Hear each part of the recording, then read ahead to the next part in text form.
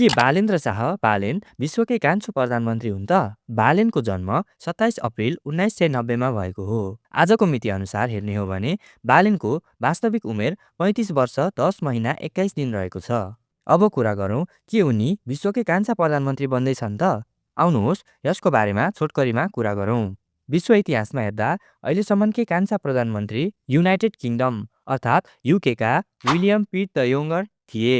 उनी 19 डिसेम्बर 1783 देखि 14 मार्च 1801 सम्म पहिलो कार्यकाल र 10 मे 1804 देखि 23 जनवरी 1806 सम्म दोस्रो काल गरी दुई पटक प्रधानमन्त्री बनेका थिए।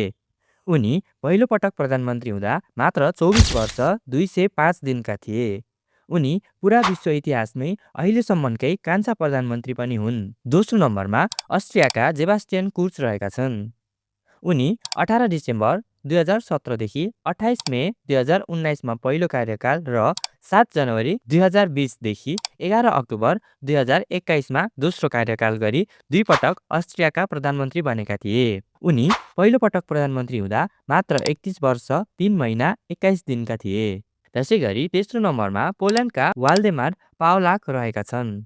उनी 5 जुन 1992 देखि 10 जुलाई 1992 लगभग एक महिना पहिलो कार्यकाल र 26 अक्टोबर 1993 देखि 6 मार्च 1995 सम्म दोस्रो कार्यकाल गरी उनी दुई पटक प्रधानमन्त्री बनेका थिए भने उनी प्रधानमन्त्री हुँदा मात्र 32 वर्ष 8 महिनाका थिए।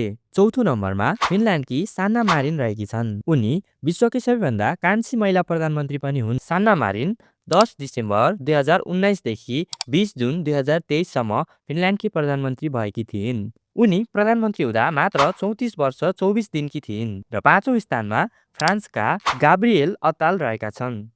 उनी 9 जनवरी 2024 देखि 8 जुलाई 2024 सम्म फ्रान्सका प्रधानमन्त्री बनेका थिए। उनी प्रधानमन्त्री बन्दा मात्र 34 वर्ष 9 महिना 24 दिनका थिए।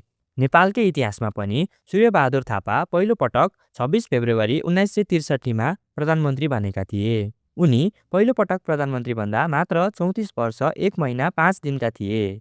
यसरी हेर्दा बालेन विश्वकै कान्छा प्रधानमन्त्री होइनन्। तर हाल विश्वमा आजको मितिसम्म 38 वर्ष मुनिका प्रधानमन्त्री आफ्नो कार्यकालमा छैनन्। यसरी हेर्दा बालेन प्रधानमन्त्री भइसकेपछि भने विश्वमा कार्यवाहक विश्वकै सबैभन्दा कान्छा प्रधानमन्त्री भने पक्कै बन्नेछन्। तपाईलाई आजको भिडियो कस्तो लाग्यो? यदि भिडियो मन परेमा भिडियोलाई लाइक र च्यानललाई सब्स्क्राइब गर्न नबिर्सनुहोला।